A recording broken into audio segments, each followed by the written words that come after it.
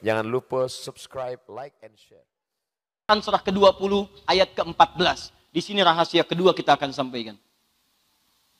Quran surah 20 ayat ke-14. Tadi masih ingat?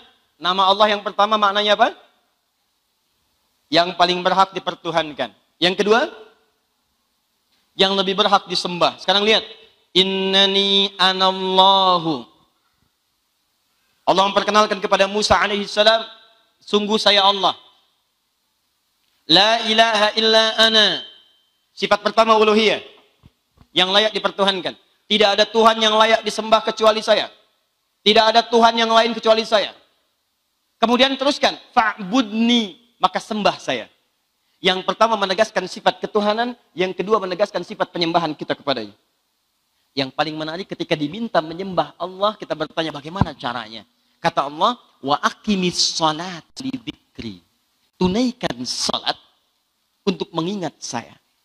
Tunaikan salat sebagai pembuktian dari penyembahan kepada saya. Ibu sekalian, ketika kita diminta menunaikan salat, ternyata bukan sekedar ibadah, itu membuktikan gambaran dari tauhid kita kepada Allah. Benar nggak kita mengakui Allah sebagai Tuhan? Benar nggak kita mau menyembah Allah? Jadi kalau ibu ingin bedakan antara orang Islam yang betul-betul ingin menyembah Allah dan mentauhidkan Allah dengan orang Islam yang cuma ngaku Muslim, mengatakan Allah tapi tidak membuktikan perkataannya, maka cek dalam sholatnya. Karena Nabi Musa ketika diperkenalkan saya Allah, sembah saya, untuk membuktikan saya Allah dan untuk membuktikan kamu menyembah saya perkenankan kamu untuk sholat. Sholat.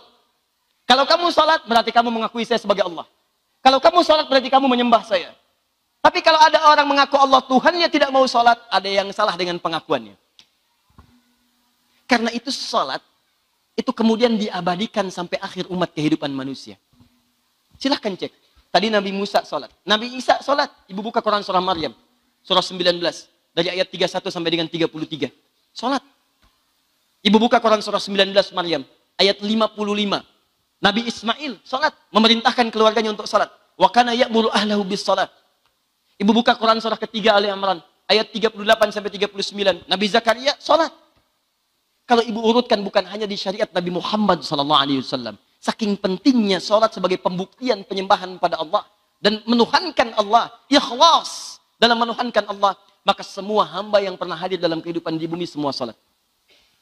Urutkan. Muhammad SAW bin Abdullah. Bin Abdul Muttalib. Bin Hashim. Bin Abdul Manaf. Bin Qusay.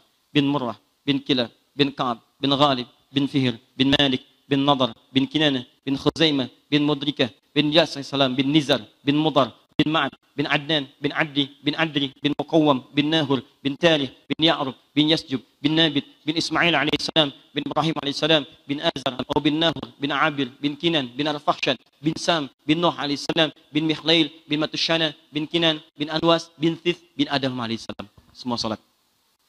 Ulangi. Kalau tak mampu mengulanginya, setidaknya tirulah sholat mereka yang telah dilakukan. Maka saat kita diminta sholat, hakikatnya itu pembuktian ketuhanan Allah Subhanahu wa Ta'ala. Kita benar-benar menuhankan. Tapi perhatikan bagaimana sayangnya Allah kepada kita.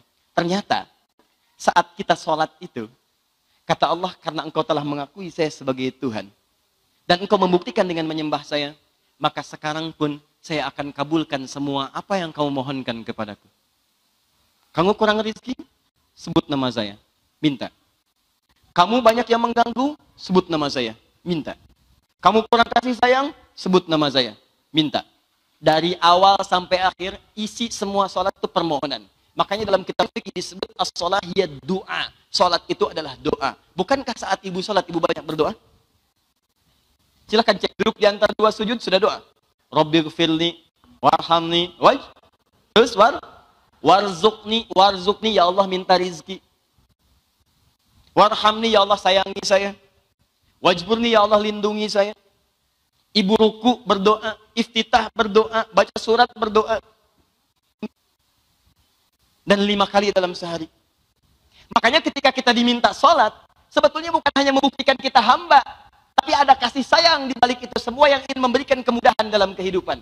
Sesuatu yang mudah dan mendapatkan keberhasilan hidup, itu bahasa Arabnya disebut dengan falah namanya. Falahun. Sesuatu yang mudah melahirkan kebahagiaan dan kesuksesan. Falahun. Masya Allah.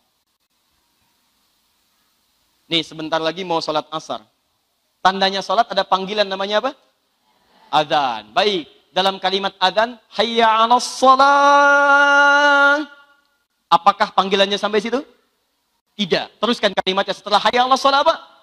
Hayya 'alal falah. Perhatikan. Hayya 'alas shalah. Ayo salat, salat. Anda bertanya, kenapa kami salat ya Allah? Bukan sekedar membuktikan saya Allah dan menyembah saya. Tapi ketika kamu membuktikan itu semua, hayya 'alal falah. Aku berikan segala kemudahan dan kebahagiaan serta mudahnya menggapai kesuksesan yang engkau harapkan itu. Makanya ibu tidak akan pernah dapatkan umat di masa lalu ketika dibimbing oleh Nabi dengan ibadah sholat, kecuali semuanya bahagia dan sukses dengan semua lapisan aktivitas yang dijalani. Pengusaha zaman Nabi, datang perintah sholat. Begitu sholat, berkali lipat meningkat aktivitasnya. Demikian semuanya. Mau pedagang, birokrat, diplomat, macam-macam. Ibu kenal Abdurrahman bin Auf? Modalnya cuma pakaian. Dirampas hartanya oleh orang Makkah, kafir Quraisy. Hijrah kemudian ke Madinah. Saat hijrah hanya membawa bekal sholat. Pakaian melekat di badan. Ditawari oleh orang paling kaya di Madinah. Akhil karim, sami'tu annaka kunta ghaniyya. Saudaraku yang mulia, saya dengar Anda itu pernah kaya.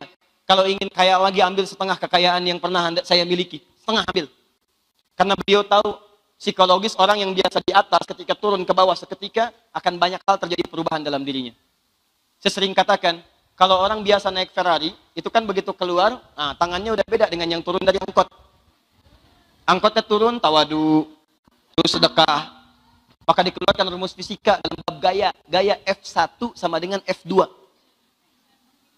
Gaya gerak sama dengan gaya dorong. Punyanya segini, gayanya segitu. Tapi hukum gaya belum selesai, karena dalam pendekatan hukum Pascalnya, dalam bab tekanannya, itu F sama dengan P. F gaya berbanding lurus dengan tekanan. Jadi orang yang terlalu banyak gaya, itu semakin tertekan hidupnya. Ada sesuatu di atas, gayanya banyak. Ketika kehilangan popularitas dan harta benda, gayanya makin banyak. Tapi karena tidak ada yang mendukung, tekanannya banyak. Tinggi tekanannya. Itu yang menyebabkan bermasalah. Dikiranya sahabat mulia ini dari kaya jatuh fakir, dikira akan tertekan. Yuk saya berikan setengah harta saya. Kalau ingin menikah lagi, saya perkenankan menikah dengan siapapun paling cantik di Madinah, saya fasilitasi. Apa jawabannya? Lihat baik-baik kalimatnya. Allahu Akbar. Jazakallah khair, arini ainal aswaq. Semoga Allah muliakan Anda dengan pahala, cukup tunjukkan pada saya di mana pusat bisnisnya. Abdurrahman bin Auf hanya akan mempraktikkan petunjuk Nabi lewat makna sholat. Dilatih oleh Nabi berdiri. Ini berdiri ada maknanya. Jangan dikira semua gerakan sholat gak ada maknanya. Ada maknanya. Orang cuma belajar dari takbir sampai salam. Tata cara dengan bacaan. Tapi tidak pernah dipelajari apa maksudnya. Ayo saya tanya ibu ya. Dari semua bacaan sholat yang pernah dibacakan, paham gak bacaannya? Itu masalahnya. Itu persoalannya. Banyak orang sujud gak ngerti apa yang dibaca. Banyak orang ruku tidak paham apa yang diungkapkan. Bagaimana Allah bisa menjawab permohonan kita kalau kita saja tidak memahami apa yang diminta? Rabbighfirli warhamni wajburni warzuqni ya Allah, mintakan rizki. Nggak ngerti. Padahal sholat subuh 2 kali dimintakan. Sholat duhur 4 kali dimintakan. Warzuqni, minta rizki. Habis dibaca, ya Allah berikan rizki kepadaku. Yang tadi apa? Yang tadi warzuqni.